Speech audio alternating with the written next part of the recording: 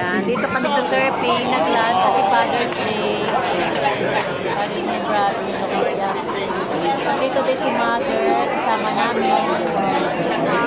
Yeah. Yeah, her room. Si Riker. Ang ganda ng weather. Si Riker. Nag-order pa kami ng pagkain. Yan. Ang daming tao. Yan, kain tayo guys. Fish and chips. Kapatid ko, Cesar salad. Kapatid kay brother. Harley, fish and chips din. Pareho kami ni Mother. Fish and chips din. Kain tayo guys. Yan, tulog pa si Riker.